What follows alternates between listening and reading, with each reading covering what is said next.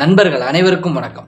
நமது சேனலில் இன்னைக்கு 139வது எபிசோடாக எங்கே நடந்த ஒரு சம்பவத்தை பற்றி பார்க்க போகிறோம் அப்படின்னு சொல்லி பார்த்தோம்னா, விருதுநகரிலிருந்து சரியாக ஒரு 40 கிலோமீட்டர் தொலைவில் அமைந்துள்ள ஒரு சின்ன கிராமத்தில் மருதப்பன் அப்படின்னு சொல்லக்கூடிய ஒரு 32 வயது நிறைந்த ஒரு நபருக்கு பெயிண்டிங் வேலைக்காக 2000 அந்த காலகட்டங்களில் ஒரு வயல்காடு பம்பு செட்டில் போய் மோட்டார் ரூம் அடிக்க போன இடத்தில் அவருக்கு நடந்த ஒரு அமானுஷ்யமான திகில் சம்பவத்தை பற்றி தாங்க நாம இன்னைக்கு 139வது எபிசோடா நமது சேனல்ல பார்க்க போறோம்.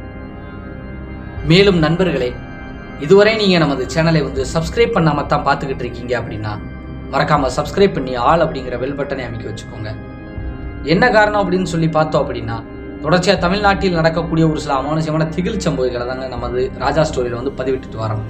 நீங்க சப்ஸ்கிரைப் பண்ணி ஆல் அப்படிங்கிற பெல் பட்டனை அமைக்கிட்டீங்கன்னா நம்ம போடக்கூடிய அனைத்து வீடியோக்களுமே உங்களுக்கு உடனுக்குடன் சேர்ந்துவிடும் அப்படிங்கிறத தெரியப்படுத்திக்கிறேன் நண்பர்களே. மேலும் சப்ஸ்கிரைப் பண்ணிட்டு பார்க்கக்கூடிய அனைத்து நண்பர்களுக்கும் நன்றி.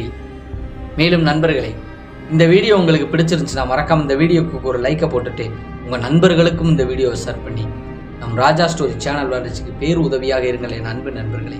நீங்கள் பண்ணக்கூடிய ஒவ்வொரு லைக்கும் ஷேரும் தாங்க யூடியூபே நமது சேனலை பல்வேறு நபர்களுக்கு ரெக்கமெண்ட் மூலியமாக கொண்டு சேர்த்து நம் சேனல் வளர்ச்சிக்கு அது பேர் உதவியாக அமையும் அப்படிங்கிறத தெரியப்படுத்திக்கிறேன். மேலும் நண்பர்களே, உங்கள் வாழ்விலும் இது போன்று மறக்க முடியாத ஏதாவது ஒரு சில அமானுஷமான திகில் சம்பவங்கள் நடந்திருந்தால் டிஸ்பிளேயில் காட்டப்படக்கூடிய இந்த ராஜா ஸ்டோரி அப்படிங்கக்கூடிய இந்த வாட்ஸ்அப் எண்ணிற்கு ஒரு வாய்ஸ் மெசேஜாக கூட அனுப்புங்க நண்பர்களே. கண்டிப்பாக நமது சேனலில் அது ஒளிபரப்பப்படும் அப்படிங்கிறத தெரியப்படுத்திக்கிறேன். மேலும் வாங்க நண்பர்களே, இன்னைக்குள்ள அந்த அமானுஷமான திகில் சம்பவத்துக்குள்ள நாம போகலாம்.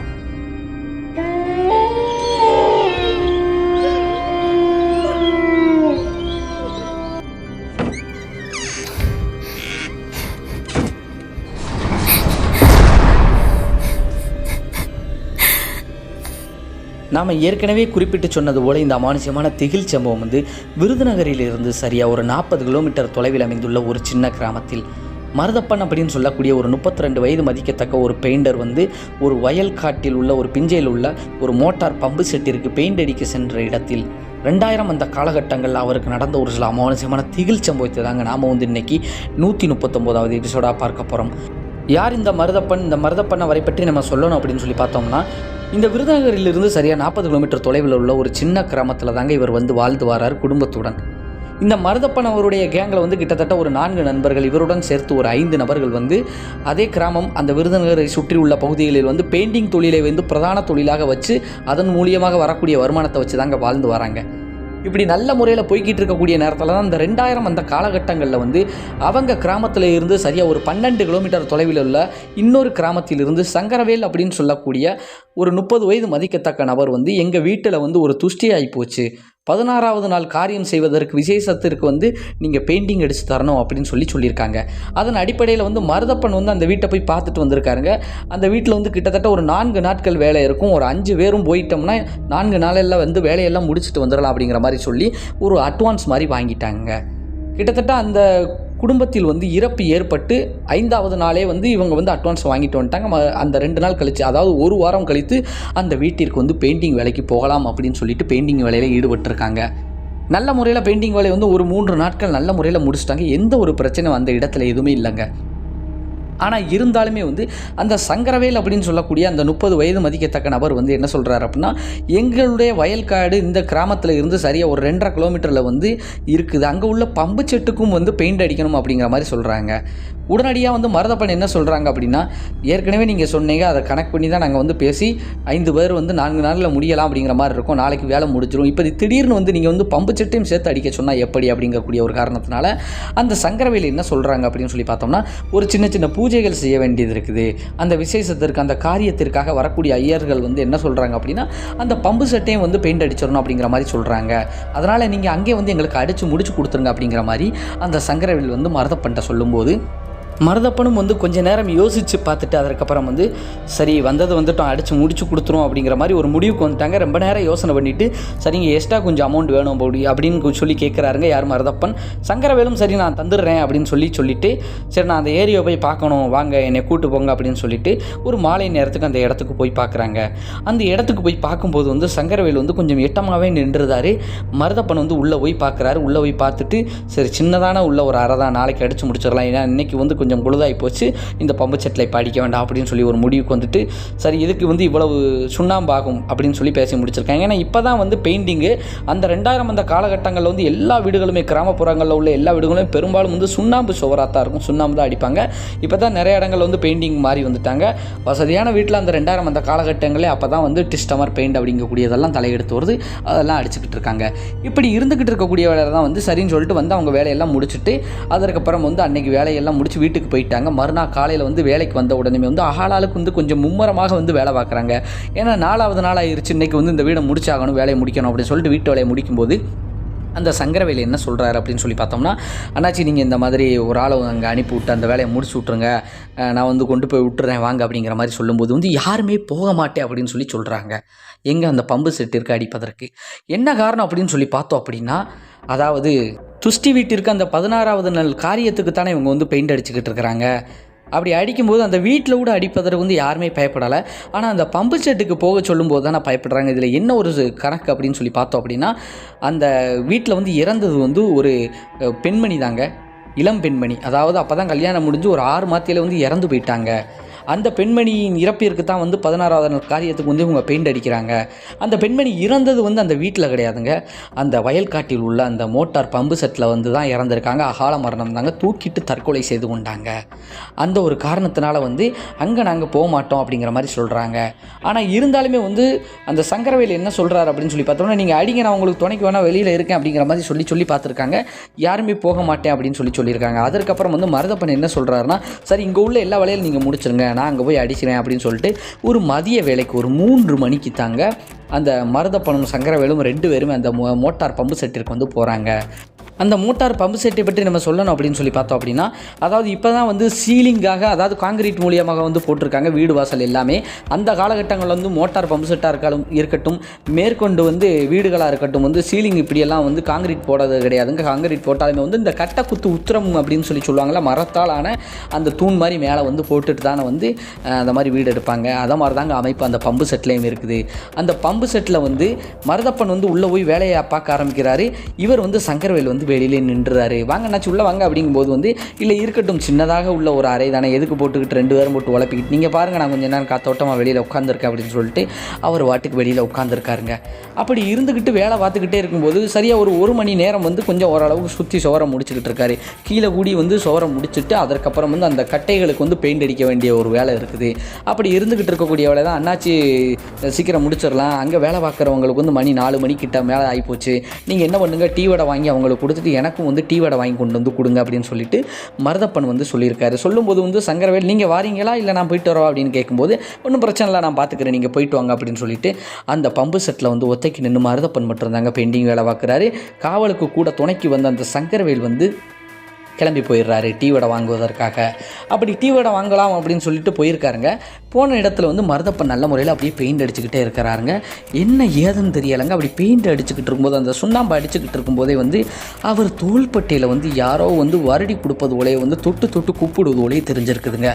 மருதப்பன் வந்து கொஞ்சம் வந்து உணர்ச்சி வசப்பட்டு அப்படி திரும்பி பார்க்குறாருங்க. ஒரு அச்சம், ஒரு நடுநடுக்கம், ஒரு பயம் வந்துருச்சுங்க. அப்படியே திரும்பி பார்க்குறாரு. உள்ளே யாருமே கிடையாது. அந்த தோட்டத்தில் வந்து யாருமே கிடையாது. பக்கத்தில் சரியாக ஒரு 200-250 மீட்டருக்குள்ளே தள்ளி தாங்க வந்து இன்னொரு வயல்காடு பிஞ்சை இருக்குது. அங்கே தான் வந்து பிஞ்சையில் வந்து வேலைகள் நடந்துக்கிட்டு இருக்குது. ஆனால் இங்கே வந்து யாருமே வேலை பார்க்கல. இந்த தோட்டத்தில் வந்து இப்போதைக்கு இந்த மோட்டார் பம்பு செட்டில் வந்து இவர் மட்டும்தான் இருக்கிறாரு, யாருமே கிடையாது. துணைக்கு இருந்த சங்கரவேலும் டீ வாங்கிட்டு வர போயிட்டார். இப்போ வந்து மருதப்பன் வந்து இது என்னவா இருக்குன்னு சொல்லிட்டு அப்போ தான் வந்து அவர் கொஞ்சம் ஒரு பயம் வருது. ஏன்னா நல்லா அவருக்கு உள்ளுணர்வு தெரியுதுங்க. தொட்டு கூப்பிட்ற மாதிரியும், இந்த இடத்துல இவர் மட்டும் இல்லை வேறு யாரோ இருப்பது மாதிரியும் தெரிய வருது. ஆனால் இருந்தாலும் இந்த கேங்கில் வந்து வேறு 4 பேருமே வந்து இங்கே வந்து நான் பெயிண்ட் அடிக்க சுண்ணாம்பு அடிக்க வரமாட்டேன், நீங்கள் அடிங்க அப்படின்னு சொல்லி அனுப்பி விட்ருக்காங்களா. ஒரு தைரியமான வீரப்பாகத்தானே வந்திருக்காரு மருதப்பன்.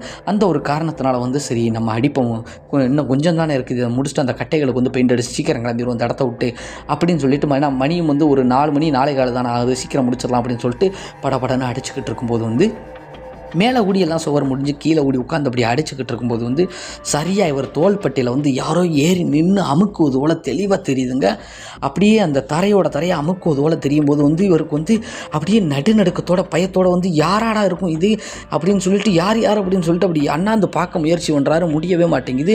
அப்படியே சேர்ந்து அமுக்குவது போல தான் இருக்குது. தரையாக தோள்பட்டியில் யாரோ ஏறி நிற்பது போல் தெரியுது. இது என்னடா அப்படின்னு சொல்லிட்டு அப்படியே அண்ணாந்து அப்படி பார்க்கும்போது இவருக்கு ஒரு பேரதிர்ச்சி. என்ன அப்படின்னு சொல்லி பார்த்தோம்னா, அந்த குத்துன அந்த வீட்டின் சீலிங், அதாவது சீலிங்னா கட்டக்குத்து குத்திருக்குன்னு சொல்லி சொன்னோம்ல, அந்த மோட்டர் பம்ப் செட்டில் அதில் இருந்து ஒரு பெண்மணி வந்து அப்படியே வந்து கயத்தில் தொங்கிக்கிட்டு இவர் மேலே கால் வச்சுக்கிட்டு இருப்பது போல் தெளிவாக தெரியுது. ஒரு அண்ணாந்து பார்க்கும்போது இவருக்கு ஒரு பேர் அதிர்ச்சிங்க.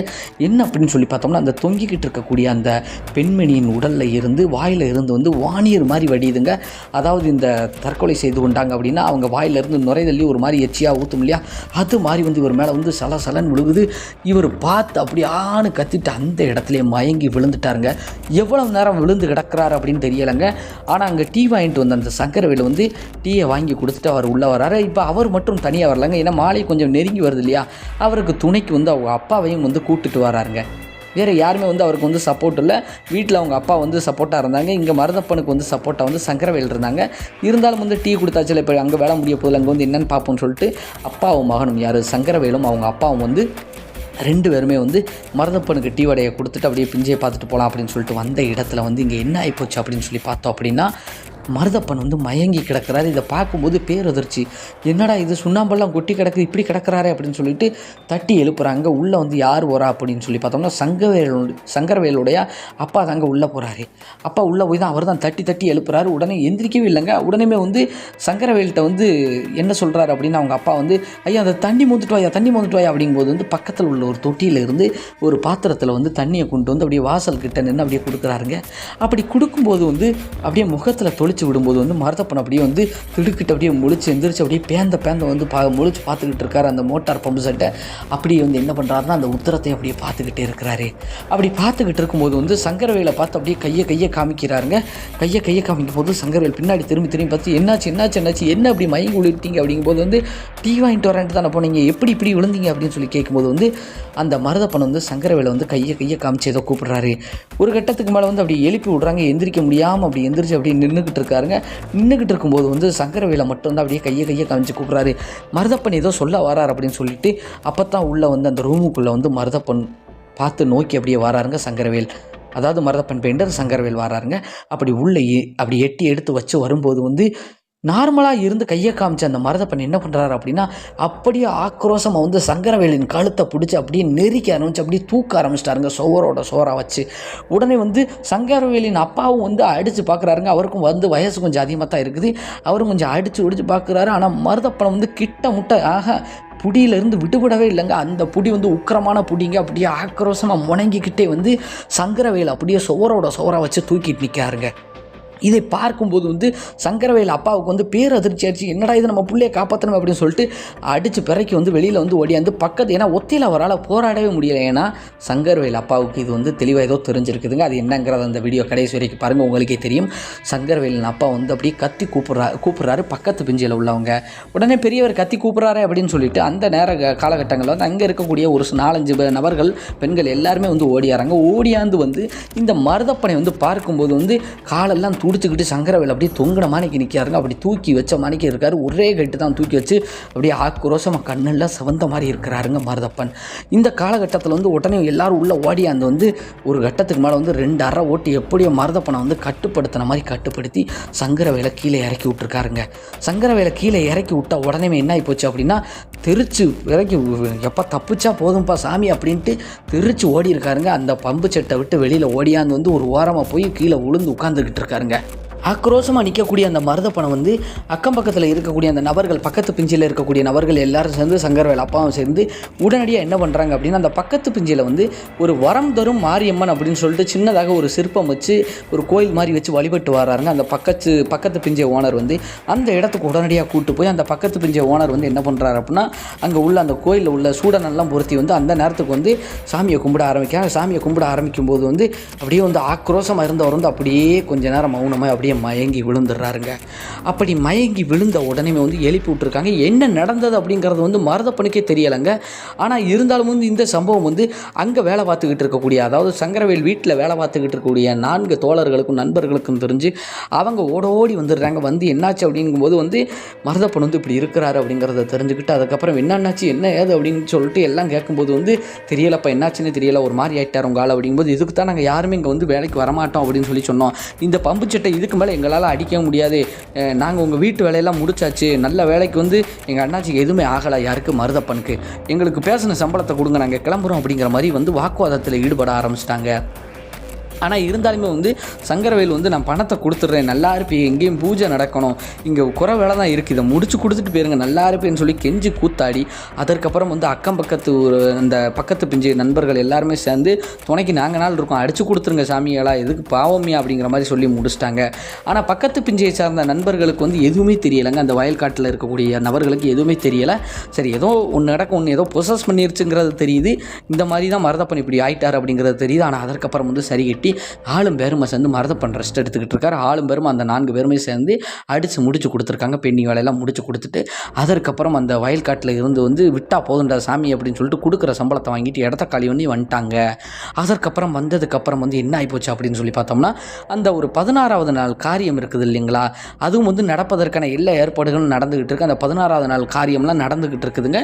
நடந்துக்கிட்டு இருக்கும்போது வந்து அந்த வயல்காட்டில் உள்ள அந்த பிஞ்சைக்கு வந்து மோட்டார் பம்பு செட்டிற்கு வந்து ஒரு மாந்திரிகர் மாதிரி ஒரு அமைப்புள்ள ஒரு நபரை வந்து கூட்டு வராங்க. அந்த ஐயர் வந்து என்ன பண்ணுறாரு அப்படின்னு சொல்லி பார்த்தோம்னா, வீட்டில் வந்து காரியம் செஞ்சுக்கிட்டு இருக்கிறாங்க.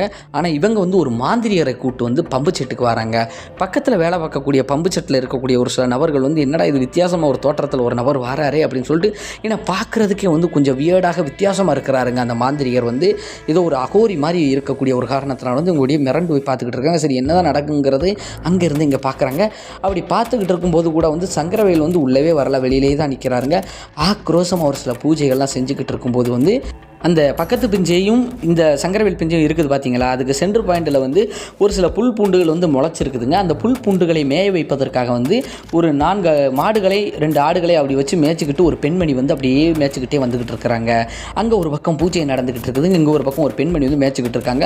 பக்கத்து பிஞ்சையில் உள்ள நபர்கள் வந்து அப்படியே பார்த்துக்கிட்டு இருக்காங்க. இந்த பெண்மணி வேறு யாரும் கிடையாதுங்க, அந்த பக்கத்து பிஞ்சையில் வேலை பார்த்துக்கிட்டு இருக்கக்கூடிய ஒரு நபரின் மனைவி தாங்க. அவங்க சொந்தமான ஆடு மாடுகளை வந்து இங்கே வந்து மேய்ச்சிக்கிட்டு இருக்காங்க. அப்படி மேய்ச்சிக்கிட்டு இருக்கும்போது வந்து ஒரு கட்டத்துக்கு மேலே வந்து மாடு வந்து தறிகேட்டு வந்து அது வாட்டுக்கு வந்து பிஞ்சக்குள்ளே போய் அந்த நெற்பயிர்கள் புற்களை வந்து அப்படியே மேய ஆரம்பிச்சிருச்சு. இந்த பெண்மணி வந்து அப்படியே ஸ்டன்னாகி அப்படியே நிற்கிறாங்க. இதை வந்து அங்கே இருந்து பார்த்துக்கிட்டு இருக்கக்கூடிய அந்த பக்கத்து பிஞ்சையில் வேலை பார்க்கக்கூடிய எல்லாருமே வந்து அப்படியே பார்த்துக்கிட்டு இருக்கிறாங்க. இந்த பக்கம் சங்கரவேலும் வந்து அப்படியே உன்னிப்பாக அப்படியே கவனித்து ஒரு ஓரமாக பம்மி பதறிக்கிட்டே போகிறாரு. என்ன அப்படின்னா, அந்த ஸ்டன்னாகி நிற்கிது பார்த்தீங்களா அந்த பெண்மணி, அது வந்து ஆக்ரோஷமாக வந்து அப்படியே வந்து முணங்கிக்கிட்டே வந்துக்கிட்டு கத்திக்கிட்டே நிற்கிதுங்க. அதை பார்க்கும்போது வந்து வித்தியாசமான ஒரு தோரணையில் வந்து வியர்டாக நிற்கிது அப்படிங்கிறத தெரிஞ்சுக்கிட்டு தான் சங்கரவேல் பம்முறாரு. அந்த பெண்மணியின் கணவரும் வந்து என்னடா என் பொண்டாட்டி இப்படி நிற்கிது, ஆடு மாடுலாம் உள்ளே மேய்ஞ்சிக்கிட்டு இருக்கு அப்படின்னு சொல்லிட்டு ஆளும் வேறுமா சேர்ந்து அந்த ஆடு மாடுகளை வந்து பிடிக்க போகிறாங்க, தள்ளி விட்டுக்கிட்டு இருக்காங்க. ஏன்னா வந்து நெற்பயிர்கள் அந்த புற்கள் வந்து நாசமாயிரும் இல்லையா, அந்த ஒரு காரணத்தினால விரட்டி விட்டுக்கிட்டு இருக்கிறாங்க. ஆனால் இங்கே வந்து இந்த பெண்மணி வந்து அப்படியே ஆக்ரோஷம் அப்படியே கத்திக்கிட்டே வந்து ஏறெடுத்து சங்கரவேலை பார்த்து அப்படியே ஓடியார ஆரம்பிக்குதுங்க. ஆனால் இங்கே கோரமாக மாந்திரிகர் வந்து அப்படியே வந்து சத்தமாக வந்து பூஜை செய்ய வந்து கத்திக்கிட்டே வந்து அப்படியே சங்கரவேல் பக்கத்தில் போய் நின்றுட்டு அப்படியே தன்னுடைய தலைமுடியை பிடிச்சிக்கிட்டு அப்படியே அந்த பெண்மணி வந்து ஆஞ்சுக்கிட்டு நின்றுக்கிட்டே இருக்கிறாங்க. முகமெல்லாம் வந்து அவங்க முகத்தை அவங்களே அப்படியே என்ன சொல்ல பராண்டிக்கிட்டே வந்து சேலையெல்லாம் பராண்டிக்கிட்டே வந்து அப்படியே வந்து ஆக்ரோஷமாக வந்து அந்த ரூமுக்குள்ளே மோட்டர் பம்பு செட்டுக்குள்ளே போக நிற்கிறாங்க. இங்கே அந்த பெண்மணியின் கணவர் வந்து அப்படி கையை பிடிச்சி உள்ளே இழுக்கிறாருங்க. அதாவது வெளியில் உள்ளே போக நிற்கக்கூடிய அந்த பெண்மணி வந்து வெளியில் இழுக்கும்போது வந்து அந்த பெண்மணி வந்து நகலவே மாட்டேங்குதுங்க. நகல முடியலை, அப்படியே கணவரை பிடிச்சி தள்ளுது. மாந்திரியர் வந்து அவள் மேலே இருந்து கையெடு, அவளை விடுங்க, அவங்க உள்ளே வந்தால் தான் எல்லாம் சரியாக போகும் அப்படிங்கிற மாதிரி வந்து ஆக்ரோஷம் அந்த மாந்திரிகர் சொல்கிறாரு. சங்கரவேலும் வந்து அந்த பெண்மணியின் கணவரை தான் வந்து பிடிக்கிறாங்க. ஆனால் அந்த பெண்மணி வந்து சங்கரவேலை பார்த்துட்டு பல்ல கடிச்சிட்டு ஒன்றுமே பண்ண முடியாத மாதிரி வந்து அப்படியே நிற்கிறாங்க. கட்டுப்பட்டு போய் அந்த பம்பு செட்டுக்குள்ளே போய் உட்காந்துருது. உட்கார்ந்த உடனே யார் நீ அப்படின்னு சொல்லிட்டு அந்த மாந்திரிகர் ஆக்ரோஷமாக கேட்கும்போது வந்து என்ன சொல்லுது அப்படின்னு சொல்லி பார்த்தோம் அப்படின்னா, என் பேர் கஸ்தூரி அப்படின்னு சொல்லும்போது வந்து அந்த பெண்மணியின் கணவரும் சரி அந்த சங்கரவேலும் சரி ஒருத்தர் மாறி மாறி பார்த்துக்கிட்டு நிற்கிறாங்க. என்ன அப்படின்னு சொல்லி பார்த்தோம்னா, இருக்கிறது ஒரு பெண்மணி. அந்த பெண்மணி வந்து இந்த நபரின் அந்த பக்கத்து பிஞ்சக்காரரின் மனைவி அது. ஆனால் கஸ்தூரி அப்படின்னு சொல்லிட்டு சங்கரவேல் மனைவி பேரை சொல்லும்போது வந்து பேந்த முழிச்சு அப்படியே பார்த்துக்கிட்டு இருக்கிறாங்க. அந்த பெண்மணியின் உண்மையான கணவர் வந்து என்ன நினைக்கிறார் அப்படின்னா, என்னடா இது போன வாரம் ஒரு 10 நாளைக்கு முன்னாடி வந்து பெயிண்டரை வந்து ஒரு பாடு படுத்திட்டு போயிடுச்சு இந்த பொம்பளையோட ஆன்மா, இப்போ என்னடா இப்படி பண்ணுது அப்படின்னு சொல்லிட்டு அப்படியே பதறி போய் நின்றுக்கிட்டு இருக்கிறாங்க. ஐயா ஒரு நிமிஷம் நில்லையான்னு சொல்லிட்டு சங்கரவேல் வந்து அப்படியே அந்த நபரை வந்து பிடிச்சிக்கிட்டு நிற்கும்போது வந்து ஆக்ரோஷம் ஒரு சில பூஜைகளெல்லாம் செய்ய அப்படி வந்து பல்ல கடிச்சுக்கிட்டே அப்படியே வந்து யாரை பார்க்குது அப்படின்னு சொல்லி பார்த்தோம்னா சங்கரவேலை நோக்கி அப்படியே பார்க்குது. சங்கரவேலை பார்த்துக்கிட்டே வந்து அவனை நான் சும்மா விடவே மாட்டேன், அவனை நான் கொல்லாமல் போக மாட்டேன் அப்படின்னு சொல்லிட்டு ஆக்ரோஷமாக வந்து அந்த பெண்மணி வந்து கத்தி கதறிக்கிட்டு இருக்கும்போது வந்து உருண்டு பிறண்டுக்கிட்டு இருக்குதுங்க. ஆனால் என்னை மீறி உன்னால் எதுவுமே பண்ண முடியாது அப்படின்னு சொல்லிட்டு அந்த மாந்திரிகர் என்ன பண்ணுறாரு அப்படின்னு சொல்லி பார்த்தோம்னா, அந்த பெண்மணியின் உச்சி முடியை வந்து வெக்குன்னு பிடிச்சி இழுத்து கொஞ்சம் போல் பீத்து எடுத்துட்டு அதுக்கப்புறம் வந்து ஒரு குடுவைக்குள்ளே அடைச்சி ஒரு சில மாந்திரிக சொற்களெல்லாம் சொல்லிவிட்டு அவர் கையில் வந்து ஏதோ ஒரு தீர்த்த நீர் மாதிரி ஏதோ ஒன்று வச்சுருந்துருக்காருங்க. அதை வந்து தொளிச்சு பிறக்கி தான் என்ன பண்ணியிருக்காங்க அப்படின்னு சொல்லி பார்த்தோம்னா, அந்த பெண்மணியை வந்து நார்மல் ஆக்கியிருக்காங்க. அந்த கஸ்தூரியின் ஆன்மா வந்து கொஞ்ச நேரத்தில் அப்படியே அடங்கியிருக்கு. ஆனால் அந்த மாந்திரிகர் வந்து என்ன பண்ணுறாரு அப்படின்னு சொல்லி பார்த்தோம்னா, அந்த கையில் எடுத்த உச்சி முடியை வந்து என்ன பண்ணுறாரு அப்படின்னா, இது என் கையோடு நான் கொண்டு போய் இதை என்ன பண்ணணுமோ நான் பண்ணிக்கிறேன், இனி நீ தைரியமாயிரு, உனக்கு எந்த ஒரு பிரச்சனையும் இல்லை அப்படின்னு சொல்லிட்டு அந்த இடத்துல வந்து பேசின ஏதோ ஒரு அமௌண்ட் மாதிரி ஏதோ கையில் வாங்கிட்டு அப்படியே போயிட்டாராங்க அந்த மாந்திரிகரும். அதற்கப்புறம் வந்து எந்த ஒரு பிரச்சனையும் வந்து அந்த சங்கரவேலுக்கு இல்லை அப்படிங்கிற மாதிரி சொல்லியிருக்காங்க. இந்த ஆத்மா பிடிச்சிருந்துச்சு இல்லையா கஸ்தூரி ஆன்மா வந்து ஒரு பெண்மணி, அவங்களுக்கும் வந்து எந்த ஒரு பிரச்சனையும் கிடையாது. ஆனால் சங்கரவேல் அவங்க குடும்பம் வந்து அதற்கப்புறம் வந்து தறிகிட்டு போயிருச்சு அப்படிங்கிற மாதிரி தாங்க சொல்லியிருக்காங்க. அந்த வயல் பிஞ்சு எல்லாம் வந்து கையிலேருந்து இழந்து அவங்க அப்பா கொஞ்ச நாளில் இறந்து, ஏற்கனவே வந்து அம்மா கிடையாதாங்க, முன்னாடியே வந்து அம்மா இறந்துட்டாங்களாம். வீட்டுக்கு ஒரு ஒத்த பிள்ளையாக தான் இருந்து வந்திருக்காருங்க. அவரும் அதற்கப்புறம் வந்து எல்லாத்தையுமே வந்து பறி கொடுத்ததுக்கப்புறம் வந்து பித்து பிடிச்ச மாதிரி பைத்தியம் பிடிச்ச மாதிரி சங்கரவேலும் வந்து சாப்பாட்டுக்கே வழி இல்லாமல் வந்து சுற்றி இளைய ஆரம்பிச்சிட்டாராங்க. ஆனால் இப்போ வரைக்கும் அவர் உயிரோடு தான் இருக்கிறாரு அப்படிங்கிற மாதிரி சொல்லியிருக்காங்க. ஆனால் இருந்தாலும் எல்லாத்தையுமே இழந்துட்டு அனாதையாக வந்து அங்கங்கே தெருவில் வந்து படுத்து தூங்கிட்டு இருப்பது மாதிரி சொல்லியிருக்காங்க. மேலும் நண்பர்களே, இந்த சம்பவத்தை வந்து நமக்கு அனுப்பி வச்சது யார் அப்படின்னு சொல்லி பார்த்தோம்னா, இந்த சம்பவத்தில் வந்து பாதிக்கப்பட்டாங்களே அந்த கஸ்தூரியின் ஆன்மாவால் ஒரு பெண்மணி, அந்த பெண்மணியின் மகன் தாங்க மணிகண்டன் அப்படின்னு சொல்லியிருக்கிறாங்க. அவங்க தான் நமக்கு இந்த சம்பவத்தை வந்து அந்த விருதுநகர் பகுதியிலிருந்து அனுப்பி வச்சிருக்காங்க நண்பர்களே. மேலும் வந்து அவங்க வந்து அந்த கிராமப்புறங்கள் வந்து என்ன சொல்லிக்கிறாங்களாம் அப்படின்னா, அரசல் புரசலாக அந்த பெண்மணி இறந்ததுக்கு முக்கியமான காரணமே வந்து இந்த சங்கரவேல் தான். அதனால தான் வந்து அந்த பெயிண்டர் உடம்புல வந்து ஏறி அந்த ஆன்மா கொல்ல முயற்சி பண்ணது, கடைசி வரைக்கும் அந்த காரியம் முடியாத வரைக்கும் வந்து அந்த பம்பு செட்டுக்கே வந்து இவரே போகவே இல்லையாங்க. யார் சங்கரவேல் வந்து ஒரு முறை வந்து தண்ணி பாய்ச்சுவது எப்படி அப்படிங்கிறத எட்டி பார்ப்பதற்காக வந்து போன இடத்துல வந்து அவர் ஒரு முறை வந்து ஏதோ கிணத்துல பிடிச்சி தள்ளி விட்ட மாதிரி, அந்த பம்பு செட்டு கிட்ட உள்ள கிணத்துலலாம் பிடிச்சி தள்ளி விட்ட மாதிரிலாம் கேள்விப்பட்டிருக்கிறாங்க. அடுத்தடுத்த நிகழ்வுகளை பார்க்கும்போது இவர் தான் ஏதோ பண்ணிட்டாரு, அதனுடைய பிராய்ச்சித்தமாக தான் அந்த என்ன சொல்ல அதனுடைய ஒரு தண்டனையாக தான் இன்றைக்கி வந்து ஒரு பைத்தியம் மாதிரி இவர் சுற்றிக்கிட்டு இருக்காரு அப்படிங்கிற மாதிரி வந்து எல்லாருமே அரசல் உரசலாக சொல்கிறாங்களாங்க. மேலும் வந்து அந்த ஊர் என்ன ஏது அப்படிங்கிற எல்லா டீட்டெயிலையும் சொல்லிவிட்டு எனக்கு ஒரு சில பிரச்சனைகள் வரும் அப்படின்னு சொல்லிட்டு நமக்கு இந்த சம்பவத்தை அனுப்பி வச்ச மணிகண்டன் வந்து சொல்லி முடிச்சிருக்காங்க. அந்த ஒரு காரணத்தினால தான் அவங்களுடைய அப்பா அம்மா வேறையே வந்து சொல்லலை அப்படின்ட்டு இருக்காங்க. அவங்களுடைய உண்மையான பேர் வந்து சம்பவத்தை அனுப்பி வச்ச ஒரு பேர் வந்து மணிகண்டன் தாங்க, அதை சொல்லியிருக்காங்க. மேற்கொண்டு இந்த சம்பவம் எப்படி இருந்தது அப்படிங்கிறத வந்து மறக்காமல் வந்து கமெண்ட் செக்ஷனில் வந்து சொல்லிட்டு போங்கள் என் அருமை நண்பர்களே. மேற்கொண்டு இந்த வீடியோ உங்களுக்கு பிடிச்சிருந்துச்சுன்னா மறக்காமல் இந்த வீடியோக்கு ஒரு லைக்கை போட்டுட்டு உங்கள் நண்பர்களுக்கும் இப்படி ஒரு சம்பவம் நடந்திருக்கு அப்படிங்கிறத வந்து தெரியப்படுத்துங்க நண்பர்களே. மேலும் இப்போ வரைக்கும் நீங்கள் நமது சேனலை வந்து சப்ஸ்கிரைப் பண்ணாமல் தான் பார்க்குறீங்க அப்படின்னா மறக்காமல் வந்து சப்ஸ்கிரைப் பண்ணிவிட்டு ஆல் அப்படிங்கிற பெல் பட்டனை அமைக்கோங்க. அப்போ தான் நம்ம போடக்கூடிய அனைத்து வீடியோக்களுமே உங்களுக்கு உடனுக்குடன் வந்து சேர்ந்து விடும் அப்படிங்கிறத வந்து தெரியப்படுத்திக்கிறேன் நண்பர்களே. மேலும் உங்கள் வாழ்விலும் இதுபோன்று ஏதாவது மறக்க முடியாத ஒரு சில அமானுஷ்யமான திகில் சம்பவங்கள் நடந்திருந்தால் டிஸ்பிளே காட்டப்படக்கூடிய இந்த ராஜா ஸ்டோரி அப்படிங்கக்கூடிய இந்த வாட்ஸ்அப் எண்ணிற்கு ஒரு வாய்ஸ் மெசேஜாக கூட அனுப்புங்க. கண்டிப்பாக நமது சேனலில் வந்து அது ஒளிபரப்பப்படும் அப்படிங்கிறத வந்து தெரியப்படுத்திக்கிறேன் நண்பர்களே. மேலும் நன்றி, வணக்கம் நண்பர்களே. நாம் இதுபோன்று அடுத்து ஒரு அமானுஷ்யமான சுவாரஸ்யமான தகவலை வந்து சந்திப்போம். நன்றி.